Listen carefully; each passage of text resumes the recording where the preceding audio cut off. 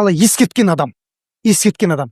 Жер бетінде ең алғаш рет Даджалмен ескерткен пайғамбар кім екен? Нұх пайғамбар, біліп жүріңіздер. Бұл хадисте де келеді пайғамбар саллаллаху алейхи вассалам.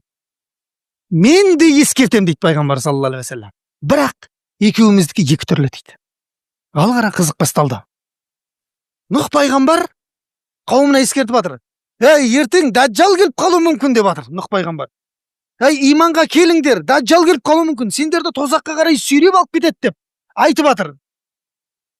Бірақ Нұх алейхиссалам Даджалдың бір сипатын айтпай кеткен дейді. Мына қараңыздар. Бізге рахат жақсы болды да, бізге де тастап кетсе болады еді. Ертең қияметтің үлкен белгілерінен Даджал шығады, оған ермеңдер десе, сөйтіп айтса болады, негізі болады, сол жеткілікті. Бірақ бізге пайғамбар саллаллаху алейхи вассалам соқырға таяқ ұстатқандай етіп сипаттап кеткен ғой, басынан аяғына дейін. Көрдіңіз ба? Не істемес үшін, ілесіп еріп кетпес үшін дейді, бірақ үмметтің ең көбін тозаққа сол алып кетеді дейді.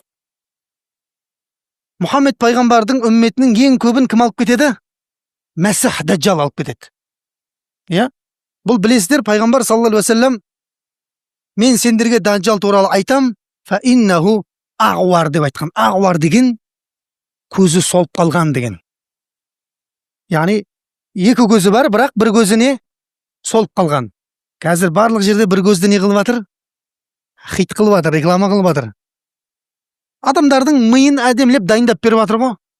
Ертең бір көзді бірдеңе болып жатса, ешқандай не жоқ, проблема жоқ. Бұл табиғи нәрсе деген сияқты адамдарды дайындап жатыр. Ол сендердің раббыларыңмын деп айтады дейді пайғамбар саллаллаху алейхи вассалам. Бірақ сендердің раббыларың одан пәк дейді. Оның бір көзі бір хабарда оң көзі дейді, екінші хабарда сол көз дейді. Қалай болса да бір көзі солған жүзім сияқты дейді, андай қалай ақ біткен көз сияқты ғой, бір көзі ақ біткен көз сияқты. Сондай жалпақ адам дейді, қызыл өңді, хадистерде келген. Маңдайында кафір деген жазуы бар дейді. Ана қарасаңшы, соған дейін айтып кеткен ғой, шатасып қалып жатсыңдар. Оны әрбір сауаты бар адам, сауаты жоқ адам оқи алады дейді. Көрдіңіз ба? Маңдайындағы кафір деген жазуды оқи аласыз да. Сөйтіп ол келеді дейді. Жердің бетінде 40 күнге ғана келеді дейді. Болды. 40 күнде бұл үмметтің ең көбін тозаққа сол алып кетеді дейді. Бірінші күні бір жыл сияқты болады дейді. Екінші күні бір ай сияқты, үшінші күні бір апта сияқты, төртінші күнінен бастап сендердің күндерің сияқты болады дейді пайғамбар саллаллаху алейхи вассалам. Яғни ол кірмеген жердің бетінде қауым болмайды. Жылдамдығы нөсерлеп жауған жауынның жылдамдығындай дейді, есіп отырады дейді. Сондай нәрсені беріп қойған Алла тағала артына бүкіл дүниенің хазаин дейді ғой, жаңағы қазыналарын ілестіріп қойған дейді артына. Суы да, көлі де, шөбі де, малы да артында ілесіп жүреді екен. Ол шығатыннан бұрын жердің бетінде өйткені жұт болады дейді. Қараңыздар. Адамның әлсіз жерлерінен ұстап алады да бұл. Қауымға келеді дейді. Қауымға келеді, жұт болып жатқан қауымға келеді екен де, егер де мені Құдай деп иман келтірсеңдер, көктеріңнен жаңбыр жаудырам деп айтады екен. Жерден шөп шығарып, малдарыңды көбейтіп берем деп айтады екен. Сонда ана қауымға көкке бұлтты шақырып, жаңбыр жаудырып, жерден шөпті шығарып, малдарын көбейткен кезде, сен Раббымызсың деп қауым түгел иман келтіреді дейді. Қауым. 3-4 адам емес, малы жоқ. Адам аш болған кезде бар ғой. Аш болсаң өз-өзіңе ұқсамайсың деген сол. Аш болған кезде адам, тарыққан кезде адам барлық нәрсеге бара береді. Сіздер білесіздер ма, тарих кітаптарында жазған, мынау ашаршылық біздің елдегі кешегі болған қолдан жасалған ашаршылықтың кезінде баласын жеп қойғандар бар, баласын. Өзің балаңды өзің жей аласың ба? Аман қалу үшін өзінің баласын қуырып асып жегендер бар, сорпа қылып ішкендер бар. Адам өзінің баласын өзі жей ала ма негізінде? Жоқ. Бірақ тірі қалып қою үшін адамдар сондай нәрсеге барған. Көрдіңіз ба? Сол аштықтың, жұттың кезінде келіп, аналар қарсы адамның әлсіз жерінен ұстап алып тұрған. Кейбір қауымдардың ішіне кіріп, қабірлерге барып, әке-шешелерін тірілтіп береді дейді қабірлерде. Көрдіңіз ба? Әке-шешелерін тірілткен кезде, міне бүгін сенің Раббымыз екендігіне тағы да көзім жетті деп айтады екен жағалар. Сондай Даджал деген бұл өтірікші деген, кәззап деген, қазақшаға аударғанда. Айтатынның бәрі өтірік, істейтіннің бәрі өтірік, бірақ Алла оған тек қана мүмкіншіліктерді берген ең ауыр сынақ қылып дейді. Сондықтан пайғамбар саллаллаху алейхи вассалам хадисінде айтады, дүние жаратылғаннан бергі ең ауыр сынақ бұл Мәсіх Даджалдың сынағы дейді. Жер бетінде ондай сынақ болған емес, болмайды да дейді. Көрдіңіз бе? Ең ауыр сынақ бұл Даджалдың сынағы екен. Біреулер ойлайды екен, ол қашан, ол Даджал келмесе мен бармын жоқ. Жоқ. Егер де біреуі басталып кетсе, пайғамбар саллаллаху алейхи вассалам бір қияметтің белгісі басталып кетсе, үзілген моншақ сияқты пытырлап кетеді дейді барлығы. Бірінен соң бір адам бүкіл қияметтің үлкен белгісін көріп шығуы мүмкін бір өзі. Сол моншақ сияқты пытырлап бірден соң бірі кетіп қалады дейді. Демек, мына біздің қазіргі болып жатқан сынақтар бар ғой, біз әшейін сынақтарда екенбіз да. Ол келген кезде анау адамдарды жұтып алып кетеді дейді ғой, жұтып. Пайғамбар саллаллаху алейхи вассалам айтады, оның жанына келген адам екі нәрсені көреді дейді. Бір қолында су, бір қолында оты болады дейді. Егер де кездесіп қалып жатсаңдар, негізі кездеспеңдер дейді пайғамбар саллаллаху алейхи вассалам. Барынша қашып кетіңдер дейді. Көрдіңіз бе? Бірақ та кездесіп қалып жатсаңдар, суына емес, отына бар да көзіңді жұм деп айтады пайғамбар саллаллаху алейхи вассалам. Бірақ адамдар соны біліп тұрып, ана суының көркемдігі адамды баурап кетеді де, отқа барам деп тұрған адам суға қарай кетіп қалады дейді. Көрдіңіз бе? Мен имандымын, мен ғалыммын, мен тақуамын дегендерің алдарына шықпаңдар дейді пайғамбар саллаллаху алейхи вассалам. Мүлдем алдына шығуға болмайды, ананың бар ғой. Алдына шығып, өз имандарыңа өздерің күмәнданып қаласыңдар дейді. Бұның бәрі хадисте келген. Ғалымдар, үлкен тақуалар оның алдына барғанда солай иланып қалып жатқан болса, біз құсаған қатардағы жауынгерлерге Раббымыздың рахым болсын. Алланың амандығы болмаса бар ғой, алып кетеді. Көп ғалымдар айтқан, әсіресе әйел кісілерді байлап болса да ұстап қалыңдар деген. Үйлеріңде байлап болса да ұстап қалыңдар. Өйткені олар естіген нәрсесіне иман келтіріп кете береді дейді. Ойбай, анау бір не келіпті? Жаңбыр жаудырады екен, шарбағыңнан андай нелер шығарады екен десе, қойш деп, сояққа барып анаған иман келтіріп кетуіне әбден мүмкін екен. Сондықтан оны байласа да ұстап қал деген сөзі, отбасыңды тозақтан сақтап қал деген сөз екен. Көрдіңіз ба? Енді бұл өте ауыр, Даджалдың несі үлкен тақырып қой негізі, Мәсіх Даджалдың тақырыбы. Онымен кездескен сахаба туралы да айтылады тарихта. Тамим ибн Аус ад-Дари деген сахабаның оқиғасы бар, Даджалмен кездескендігі жайында. Христиан болған, Шам жерінде Палестинадан шығып, теңізге шықтық, сапарлатып 30 кісі болып дейді. Жолда кемеміз аударылды, толқынның астында қалдық. Сөйтіп бір аралда тұрып дейді ғой, есіміз жисақ. Сол хадису джассаса деп айтады. Джассаса деген жаңағыдай бір күзетші сияқты, тыңшы сияқты бірдеңенің хадисі деп аталады хадисін. Имам Муслимде келген сахи хадис. Сонда жаңағы жүн басқан дейді. Денесінің бәрі жүн дейді. Сонымен кездесіп қалдық. Сөйтіп анау біздің хабарымызды біліп тұр дейді ғой жаңағы. Сендерді үңгірде бір адам, жаңа бір жаратылыс күтіп отыр дейді. Барыңдар соған. Сөйтіп бұлар 30 кісі болып барсақ, қолы менен тізесі қосып, ұмытпасам солай, қолы менен тізесі қосылып кісенделген біреу отыр дейді қараңғыда. Сөйтіп сендер кімсіңдер деп айтты. Біз осындай өстіп аралға келдік дейді. Ақырғы заманның пайғамбары шықты ма деп айтады дейді. Шықты дейді. Ол арабтармен соғысты ма дейді. Яғни өзара ішіндегі соғыстар болды. Кім жеңді? Бірде анау жеңді, бірде Табария көлінде су бар ма деп айтады дейді. Табария деген қазіргі Израиль мен Сирия, Иорданияның ортасындағы, орысша Тверия деп аталады, Табария көлі. Жер бетіндегі ең тұщы көлдің біреуі сол. Ішуге жарамды. Сол көлдің суы бар ма дейді, қарасаңызшы. Бар, адамдар одан пайдаланып жатыр дейді. Жақында ол тоқтайды дейді. Яғни тартылады дейді. Естіп жатсыздар ма хабарлардан тартылып жатқан? Табария көлінің ортасынан арал шыққан жігіттер. Арал, остров шығып жатыр. Остров қашан шығады? Көл тартылған кезде шығады. Жақында ол тартылады деп айтады дейді. Мүмкін емес деп айтады, андай үлкен көл. Кеше телевизордан шығып жатыр, қарасаңыздар, Табария көлінің ортасынан арал шыққан.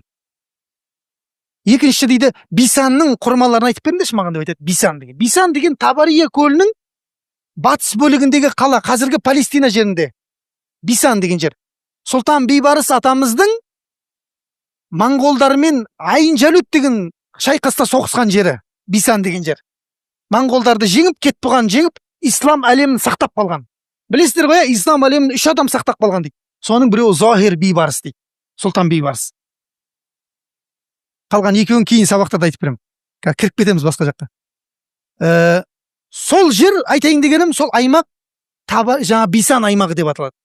Бисандағы құрмалар өсіп жатыр ма деп сұрайды дейді жаңа. Өсіп жатыр де. Жақында ол жердің құрмалары жеміс бермейді деп айтады. Дәл қазір интернеттен іздеп неден көрсеңіздер, Бисандағы құрмалар бұталып жатыр қазір ше. Көбісі кесіліп жатыр, көбісі жеміс бермей қалып жатыр. Сол Бисандағы тағы бір бұлақтың суы жайында сұрайды. Сол су, ол жерде су бар ма деп айтады жаңағы. Дәжжал сұрап отыр ғой бәрін. Я су бар, адамдар онымен егіндерін суарып жатыр. Ол су жақында тартылып кетеді деп айтады дейді жаңағы Дәжжал. Сол кезде мен шығамын деп айтады. Сонда сен кімсің дейді, Тамим айтады.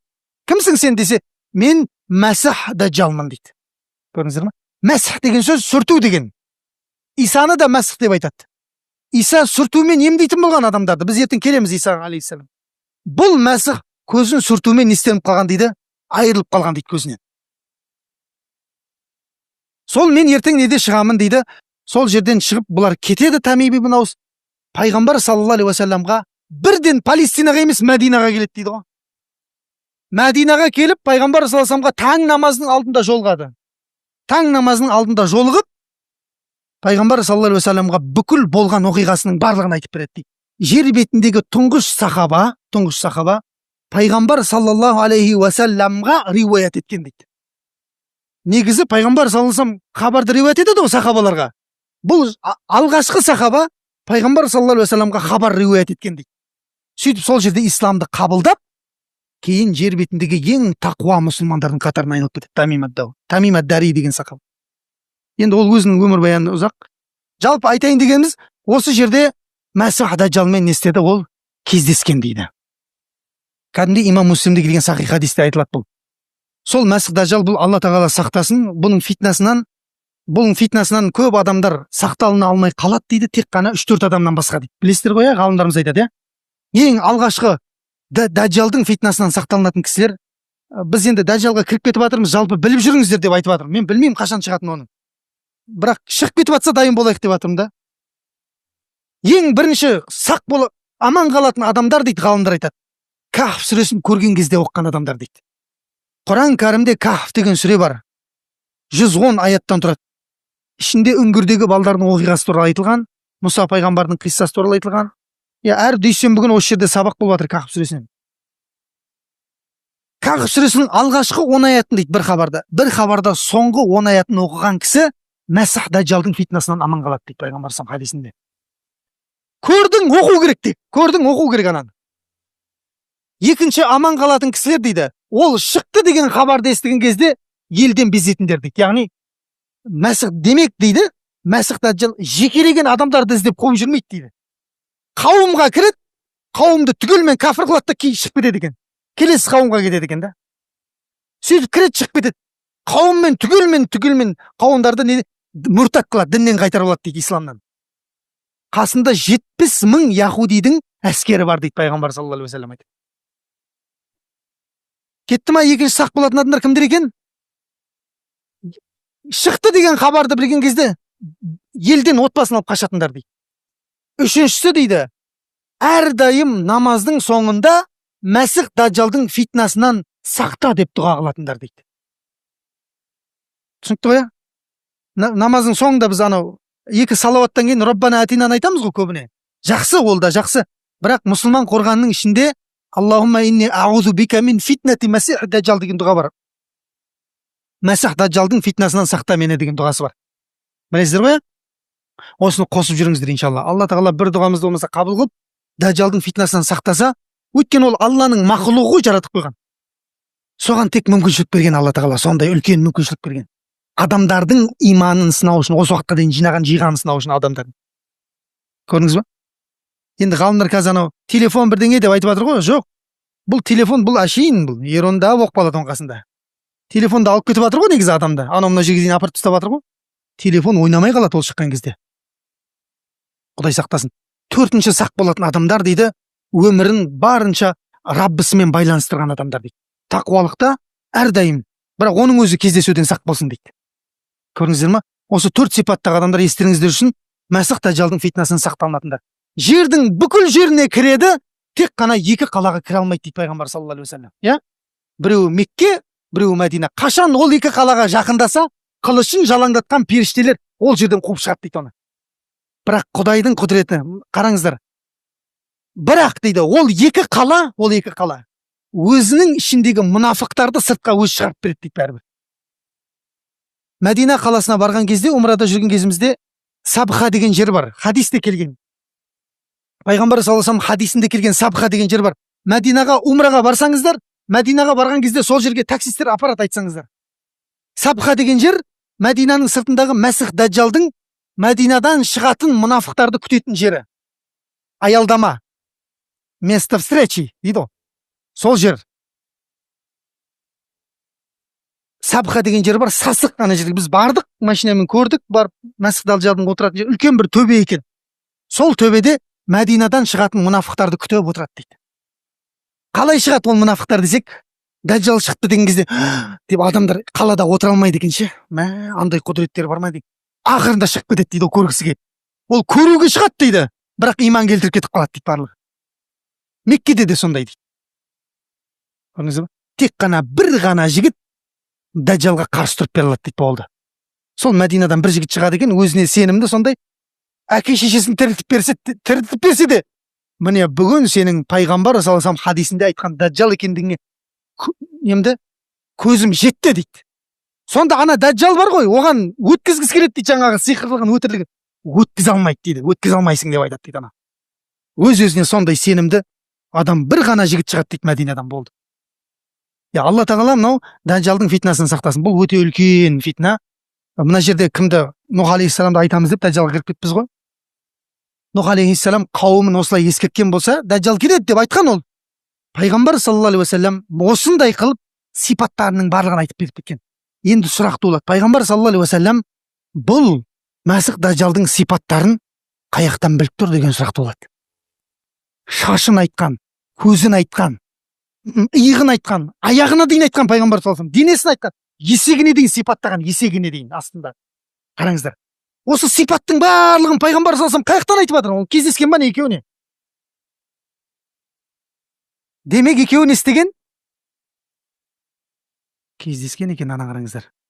Исра Миғражда кездескен, айтпақшы, айтып қояйын. Пайғамбар саллаллаху алейхи вассалам имам Байхақидің Далаил Нубуа деген кітабында келеді. Бүкіл хадис кітаптарында келеді ол.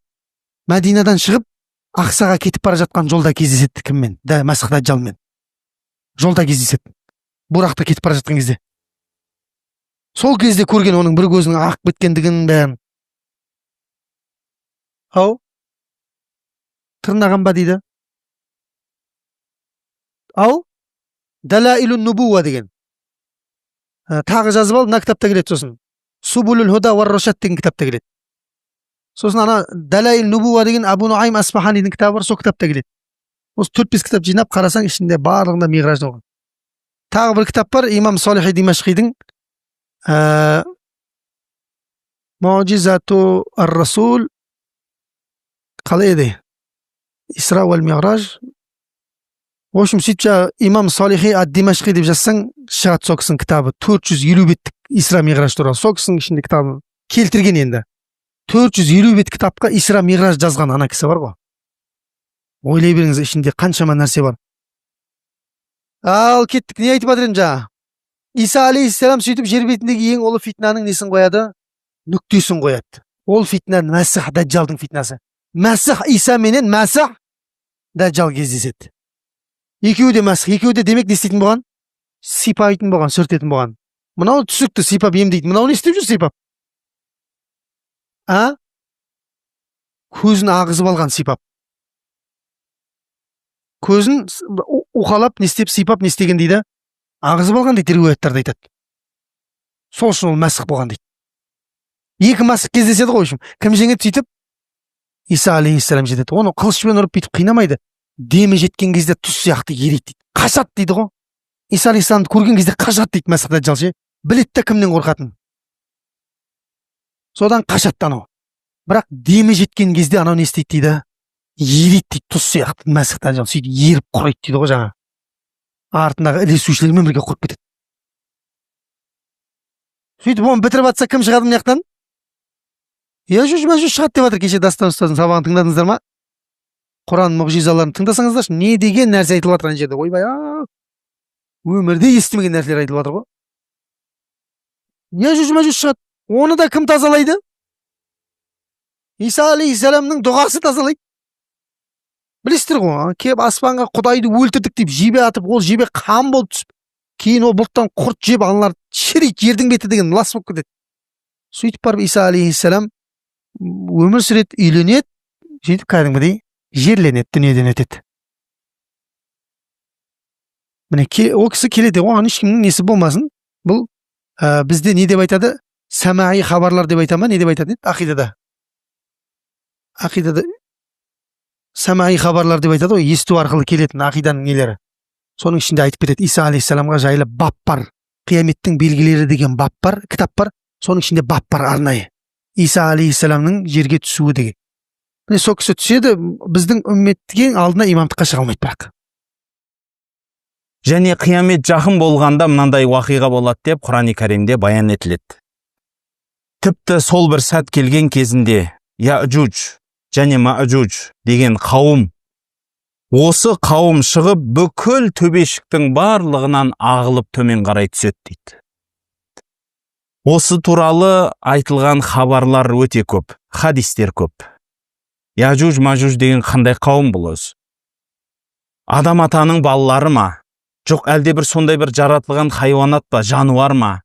Не нәрсе деп айтылады? Себебі пайғамбарымыз саллаллаху алейхи вассаламнан кейін хадистер тізбектесек, енді бір 3-4 топқа бөлетін шығармыз. Соның енді көп дәлірек айтылған топтары бар. Солардың бәрін жинап бір мысал қылып айтатын болсақ, қияметке жақын даджал келеді. Даджал деген біздің қазақша тажал деп айтамыз. Оны, бір нәрсенің апатын тажал дейміз ғой. Даджал деген кісі келеді. Ол адам баласы. Жұрттар оны да бір хайуан, оны да бір жануар деп айтатын шығар. Жоқ. Ол кәдімгі адам, әкеден шешеден туылған кісі, бірақ өте керемет сиқыршы болады. Ол сиқыршылығынан соншалықты мықтылығы енді қанша жыл дамиды, өседі, өркендейді. Бір белгілі бір сәтке келгенінде бүкіл әлемге өзін құдаймын деп жариялайтын кез келеді. Әлгі адам. Ол кісінің белгісі маңдайында кәпір деген жазуы болады. Анау 666 деген сан бар ғой жаңалдегі. Жұрттардың бәрі ана христиан бауырларымыздың айтып жүрген. Солардың христиандар бауырлар деп айтып атыр деген шығар кейбіреулер, қазір шапкасын аспанға лақтырады ғой. Адам болғаннан кейін, адам атаның туылғаннан кейін бауырымыз деп атырмын мен. Осы кісілердің айтқаны бойынша 666 деген санды бұлар тажалдың саны деп айтады. Бұл бекер сөз емес, арабшада кәфір деген сөз жазсаңыз 666 деген сан шығады. Кәф, алтының бір құйрығымен несі, фә, теріс қарап қылған 6, сосын р тағы да 6. Жаңалдегі сол 666, 3 рет 6 шығады. 4 рет шығады тіпті, р-ны қоссаңыз. Міне осындай кәфір деген маңдайында жазуы болады, және оң көзі соқыр болады. Оң көзінің соқырлығы сол жүзім сияқты шығып тұрады. Шошайып. Көзі істемейді, шошайып қалған, әйтеуір көзі жоқ, жүзім сияқты әйтеуір шошайып тұрған бір нәрсе болады. Бір көзі көрмейтін болады. Ол неден көрмейтін Құдай біледі, сөйтіп жаратылған ба, туысынан, немесе мүмкін ортада өмір сүріп жүріп көзін жарақаттап алды ма, әйтеуір сондай бір көзі соқыр болады. Маңдайында кәфір деген жазу болады. Өзі керемет сиқыршы болады. Өткен жерінде кәдімгі желде есіп өтеді деп айтады. 40 күнде бүкіл әлемді бағындырады дейді. Оның алғашқы күні 1 жылдай, екінші күні 1 айдай, үшінші күні 1 аптадай өтеді. Қалған күндері күн сияқты өтіп кетеді дейді. Және ол кісі бір жерге барса, өліктің басын сипаса, өлік қайтадан тіріліп сөйлейтін болады дейді. Жұрт сол үшін оған Құдай деп сенеді дейді. Және кімде-кім оған ерсе, әрдайым байлықта, патшалықта жүргендей рахаттанып жүретін болады дейді. Сол үшін кімде-кім дүниеге иманын сататын болса, жаңалдегі дүниеге өзінің дінін, өзінің сенімін сататын болса, солардың барлығы осы кісінің артынан еріп кететін болады. Құдай сақтасын, бауырлар. Қазіргі кезде біздің бабаларымыздың кейбір сөздеріне қалып кетіп жатқандаймыз. Бабаларымыз айтады: Аллахым, немді алсаң да пейілімді алма дейді. Пейілімді алма дейді. Құдай адамның пейілін тарғылмасын. Кейбір адамдар, Құдай сақтасын, алдына бір жақсылық үйіліп қалатын болса, сол жақсылығын халыққа тарқатпай, пейілі тарлығынан өзім ішсем, өзім жесем деп жапалақ сияқты қойнына тығады. Бір қызметке отырып қалса, жан-жақтың бәрін алалап, ағайын туыс демек түгіл, бүкіл алдына келген адамның көзін шұқитындай дәрежеге барады, көзі көгеріп. Өзінің қалтасына бір 4 тиын артық түсіп қалса жұрттан: мен беріп қойдым сендерге, қашанғы бере берем мен қайыршылар, деп өздерін жұрттың бәрін кемсітіп, өзі бір енді бола қалған, тола қалғандай, өмір бақи сол тапқан дүниесін арқалап алып кететіндей соншалықты болады. Құдай пейілден алмасын, бауырлар. Құдай пейілден алмасын. Сол үшін айтылады, біздің халқымызда ер жігітті жапалақпенен қыранға теңейді. Жігіт 2 түрлі болады дейді. Жапалақ болады, қыран болады дейді. Жапалақ жігіттер болады дейді. Бүкіл тыққанын, тапқанын қойнына тығып, қанатын жауып жейді дейді, соның ішінде жейді. Қыран жігіттер болады дейді. Шашып жейді дейді. Жан-жақа шұқып, жан-жақа жейді. Жан-жағындағы бүкіл қарға, құзғындар бірге тояды. Сол үшін сондай әзіл бар ғой, баяғыда бір бүркіт ұшып-ұшып келіп бір киікті аунатып құлатып, соны жейін деп отса, шоқықтап, ырсылдап жанына бір қарға кеп қонып жатыр дейді. Не болды десе, сіз болып, біз болып, әйтеуір ұстадық қой осыны деп айтады дейді. Анау жанында бейшара ұшып жүріп шаршаған ғой енді. Бірақ біліп тұр да анау бөліп беретінін. Бұған да кет демейді. Ол қатысса да, қатыспаса да. Сол үшін халқымызда жомарт жігітті қыранға теңейді. Бір әулетке Алла тағала сол жігітті береді. Сол әулеттің жағдайы нашарлары осы кісінің қанатында жүрсін. Соларға қорған болсын әлгі жігіт. Ауырса мал дүниесін беріп, жазсын. Қиналып, қайғы қасіретке өгіп атса, мал дүниесін төгіп, қайғысына сеп болсын, медет болсын, деп Алла тағала сол кісінің байлығын соған береді. Сол үшін сіздің тапқан дүниеңіз ойламаңыз, тек менің несібем деп. Кедей кемшілікке, жағдайы нашар адамдарға, жағдайы төмен адамдарға төгіп шашып отсаңыз, сол сізге Алла тағала төккеніңіз үшін одан сайын көп береді. Өйткені жұрттың несібесін сіз арқылы тарқатайыншы, мынаның қолы ашық екен деп үстіңізге төгіп тастайды. Сол үшін, бауырлар, осы дүние демекші, дүние қолдың кірі дейді, бірақ жүрекке отырмау керек ол нәрсе. Қазіргі кейбір адамдарда жүрекке отырып қалған дүние. Ақша тап деген нәрсеге кіріп кеткен. Кейбіреулер жүрегіне дүние кіріп кеткені сонша дүниесі жоқ адамды сыйламайды. Достарының ішінде ақшасы төмен, жағдай нашар адам болса, омен қатыспай кетеді. Оменен араласпай кетеді. Ал егер бір досының ақшасы бар, қымбат машинасы бар, керемет үй болса, соған мәймүңкелеп келіп, сонымен араласа бастайды. Ағайын туыстарында сөйтіп сыйлай бастайды. Құдай содан сақтасын. Кейбір кездерде шынымен енді бір болып атқан уақиғаларды айтпа, айтне, сондайда кейбір адамдардың пейілі бұзықтары болып жатыр. Өздеріңіз көрдіңіздер ғой, бүкіл қазақ халқы болып, жанына демеу болып, бар тапқан алдына алып барып атса да, шынымен ақ сондай адамдар болды да, маған мынандай айран емес, мынандай айран алып кеп бер. Бұл етіңнің иісі бар екен, басқа дәм әкеп бер. Ана киілген көйлегіңді кимеймін мен, сен кім деп ойлап отсын? Маған дұрыстау көйлек әк, мына Қытайдың көйлегін кимеймін, маған түркініңкін алып кел дегендері де болған. Оны өз көзімізбен көрдік деген адамдардан айтып отыр, мен әр нәрседен құрастырып айтып отыр демеңіз. Құдай пейілінен амасын адамның. Ал кейбіреулер бар, расында да басында қандай ауыртпашылық, қиыншылық көріп жатса да, ләм мим демей, үн демей келіп, өзінің қонақтығын, өзінің орнын біліп, өзінің үйіне қайтып жатқан. Міне нағыз азаматтар. Сондай адамдарды іздеп, қамқоршы болыңыздар. Сондай адамдардың үстіне қанаттарыңызды жайыңыздар. Өйткені ол кісілердің басына қайғы түссе де аузынан тіс жармайды. Соларды іздеп тауып берсеңіздер, шынымен мұқтаж адам болып шыға келеді. Сол үшін кедей іздемеу керек байды. Бай адам кедейді іздесін. Жағдайыңыз бар ма? Қалтаңызға тиыныңызды салыңыз да, жағдайы нашарды сіз өзіңіз іздеңіз.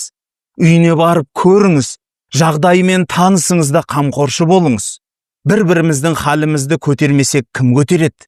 Альхамдулилля, қараңыз, халықтың ішінде имандылықтың мықтылығы сонша, мына арыстағы жағдайға бүкіл ел болып жиналып таңнан кешке шейін қызмет қылып жатыр. Алла разы болсын. Мұғалімдер мектептерін беріп алып, кешке шейін түнгі 12-1-ге шейін қызметінде жүрді. Дәрігерлерімізді айтыңыз, қандай қиналып не қылса да солар үйіне бармай қызмет қылған дәрігерлер болды. Сөткілеп жатып қызмет қылғандар болды. Әскерлерімізді айтыңыз. Өрт сөндірушілерімізді айтыңыз, солар барлығы осы бір ауыздан бірігіп жиналды. Бұл деген сөз біздің халқымыздың ертеңі бар. Күр Аллаға халқымыздың жүрегінде әлі мейірімділік жетеді деген сөз. Бабаларымыздың жолын ұстанған халық екенбіз. Осынымыздан таймайық. Өзімізден кішкентайларға, өзімізден кейінгі ұрпаққа бұл нәрсе қалу, аманат болып қалу міндет деген сөз. Жетім көрсең жебей жүр деген халықтың мақалын қолымызға ұран қылатын халық екеніміз анық болды. Бұл жерде дінге де ұлтқа да қарамай, осы бүкіл Қазақстанның халқы бір ауыздан бірігіп, бір адамның басына күн туса бірге қалдық. Бұл үлкен керемет нәрсе. Сол беріп атқан адамыңыз сіздің алып атқан адамыңызға әңгіме айтса да сіз беріңіз. Өйткені сіз Алла үшін беріп жатсыз. Құдай үшін, Алла үшін берсеңіз, алып атқан адамнан сіз рахмет деген сөзді іздемеңіз. Сұрамаңыз. Ол рахмет айтуға міндетті емес. Рахмет айтпады деп сіз ерніңізді жоғары көтермеңіз. Бәлки сіз Алла үшін жәрдем бердіңіз ба? Онда сол Алла үшін деген сөзіңізден таймаңыз. Беріңіз жәрдем. Оң қолың бергенді сол қолың ұмытсын деген сөз бар. Сол қолың көрмей қалсын деген сөз бар. Сол үшін кімге жақсылық жасасаңыз, оны міндетсінбеңіз. Оны айтпаңыз, оны жасырыңыз. Өйткені жасырын жасалған жақсылық, әшкере жасалған жақсылықтан абзалық болады. Бірақ әшкере жасалынған жақсылық жұртты ертіп жатса, қарапайым халықтың арасына ұран болып түсіп жатса, онда әшкере жасаған жақсылықта үлкен керемет іс болады. Сол үшін бауырлар, пейілі тар болған адамдар тажалға еріп кетеді. Дүниеге қызыққаны сонша, сол сиқыршы екенін біле тұра, сол Құдай емес екенін біле тұрам, сен Құдайсың деп, өйткені қолында тиын тұр, дүние тұр, соңынан ерген адамдар болады, дінін сатып. Сен Құдайға сенетінен ғой, Аллаға десе, жоқ, мен Аллаға сенбеймін бүгіннен кейін. Мен саған сенем, сен Құдайсың деп басын иетіндер болады. Сол күндері өзінің дінін сақтайтын адамдар кедей, жағдайы нашар болып тұрады, иә. Бір кездері мен айтқанмын, кедейлік ер жігітке намыс емес деп, сол сөзді кейбіреулер дұрыс түсінбеген шығар. Шын намыс бұл ар.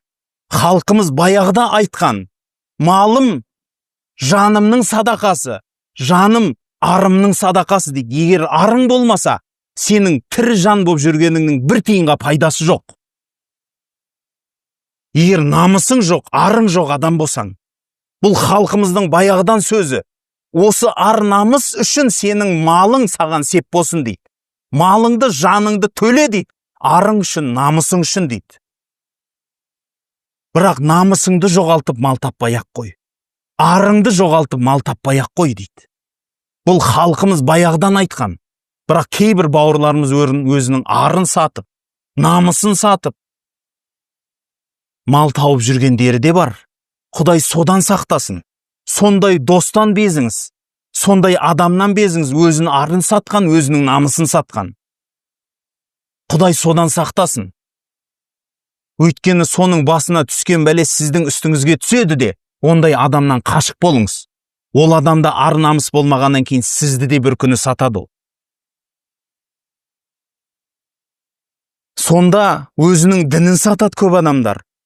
Тіпті кейбір адамдар өзінің әйел бала шағасын керуатқа байлап бағат дейді. Егер шешіп берсе әлгі адамның соңынан еріп кетеді деп. Сондай бір қиын қыстаулар болады. Бірақ күндер келіп Иса алейхиссалам түседі. Иса алейхиссалам түседі. Сөйтіп түсе салсымен әлгі дұшпанның соңынан қуады. Сөйтіп тажалды өлтіреді. Бұл қанша уақиға, қанша уақытта болатынын білмеймін. Мүмкін арасы жылдап болар, айлап болар, мүмкін күндеп болар, мүмкін сағаттарда бітер. Бірақ Иса алейхиссалам сол дұшпанды өлтіреді. Сонан соң бейбітшілік заман орнайды. Мұсылмандардың дәуірі болады. Соншалықты халық бай ауқатты болады дейді. Адамдар зекет беруге адам іздейтін болады дейді. Көпшілікке алып шығып, бір арба алтын, кәдімгі алтынды арбаға тиеп алып шығып, халайық, мынау зекеттің ақшасы, кім мұқтаж адам алыңдар дейді. Сол арба үлкен алаңда 3 күн тұрады дейді. 3 күннің ішінде алдына келіп бір адам алмайды дейді соны.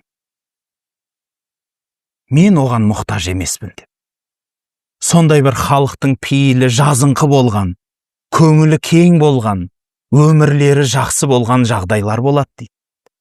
Бірақ уақыты келген кезінде осы уақиғадан сәл бұрын ғана Яжуж-Мажуж деген уақиға болады. Дажал өле салысыменен жеңіске жеттік деп қуанып тұрған Исаға хабар келеді. Ей Иса алейхиссалам, мұсылмандарды ал да Тұр тауына қарай қаш. Бір хадистерде айтады, мұсылмандардың барлығы қамалдарға, бекіністерге бекініп алып жатады. Қалған халықтың барлығын қырып бітіреді дейді. Жер бетіндегі жануар біткеннің бәрін жеп бітіреді. Әлгі халық дейді. Бүкіл жан жақтан келеді дейді. Ол халықты әркім әртүрлі суреттейді. Өйткені Сахих Бұхариде келгенде құлақтары үлкен болады.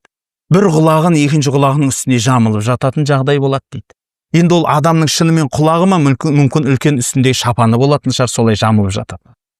Ол қалай болатынын. Ал бір сөздерінде расында да Табариде, Ибн Касирде бір риуаят келетіні, өздері сарыға жақын, беттері жалпақ, көздері қысық болады деп айтады. Сол үшін кейбіреулер, мысалы мынау Харун Яхия сияқты, басқа сияқты кейбір адамдар бұлар моңғол татардың шапқыншылығы деп айтқан. Моңғолдардың жүздері сары өңді, беттері жалпақ, көздері қысық болған, барлық төбеден келген деген сөз сол төбеден шабатын халық болған. Сондықтан міне осылар деп айтады, бірақ олар келуден бұрын дажал келу керек еді ғой, Иса түсу керек еді. Олар келді ма, түсті ма десе, анау пәленше деген әулиелеріміз Иса, дажал дегеніміз телевизор немесе басқа нәрсе деп айтып кеткен, лағып кеткен сөздері бар. Өйткені мен неге бүйтіп айттым, бұл пайғамбарымыз саллаллаху алейхи вассаламның суреттеген хадистеріне дұрыс келмейді. Өйткені бұл уақиға дажалдан кейін келу керек, және ол халықты өлтіріп таусылмайтын көп болу керек. Біреуін өлтірсе, оның артынан оны келетіндей болады дейді. Соншалықты көп болады. Оны өлтіріп таусамайсыз дейді. Соншалықты жер бетін басатыны. Көптігі сол дейді. Бір үлкен көлден бірінші әскер өтіп көлді ішіп өтсе, екіншісі келіп лайдың үстіне аунайды дейді. Үшіншісі тақыр жерден өтіп баратып, мына жерде бұрын көл болған еді ғой деп айтып кетеді дейді. Соншалықты көптігі. Ойлаңыз, әрқайсысы өзінің ішетін суын ішіп өткенде әскердің көптігінен көл қалмайды дейді алдында. Осыншалықты көп. Бірақ жер бетінің бәрін жаулағаннан кейін жер халқының бәрін бағындырдық, енді аспан халқы қалды деп аспанға оқ атады дейді. Алла тағала атқан оғын қанға бояп сүреді. Сонда олар міне болды, енді Құдайды да өлтірдік деп айтады екен. Сол бір сәттен кейін Алла тағала олардың желкелеріне құрт түсіреді дейді. Сол құрт оларды жеп таусады. Моңғол татарды құрт жеп таусқан жоқ қой, дұрыс па? Құрт жеп таусады дейді. Сонан соң барып, оларды үлкен мойындары ас түйенің жаңалдегі мойны сияқты болған құстар көтеріп теңізге алып барып тастайды дейді.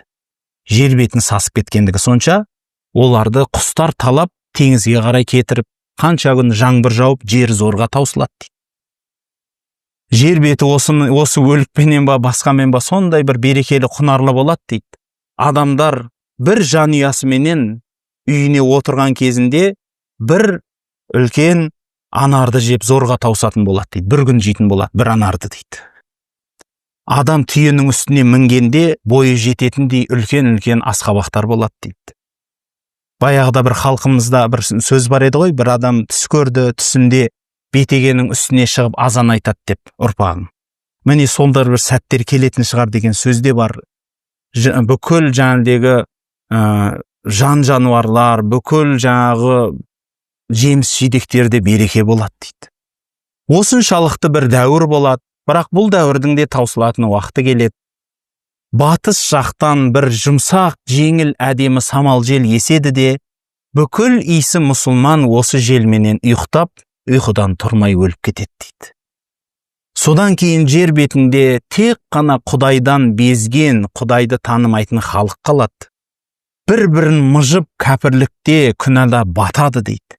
Ақыры сол бір күндер келген кезінде бір адам жұрттың Меккеге барып жүрген Қағбаны сатып алып халықтан сұрай деген, ей халайық, мынау не нәрсе дейді екен. Сонда ешкім білмейді екен оны, бұл не, бұл білмейміз деп. Ақыры соны бұзып тастайды дейді, бұл ешкімге керек болмаса, маған басқа нәрсеге керек ет бұл деп. Сол бір дәуірлер келеді, осындай халық бір-бірімен зұлымдықпенен, бір-біріменен сондай бір жауыздықпен өмір сүріп кетеді. Жер бетінде соғыс көбейеді. Осыншалықты дәуір болып жатқан кезінде күн батыстан шығатын уақыт келеді дейді. Осылайша заманның ақыры болып таусылады халық дейді. Осындай хадистердің барлығы Сахи Бұхариде, Муслимда пайғамбарымыз саллаллаху алейхи вассаламнан келген хабарлар екен. Яжуж Мажуж дегеніміз бір үлкен таудың артында жатыр деп Кахф сүресінде келеді, әлі келеміз оған иншалла. Сол туралы бүкіл үлкен хадистерді мүмкін баян етіп берерміз. Сол үшін иншалла алдыңғы сабақтарымызды күтсеңіздер болады екен.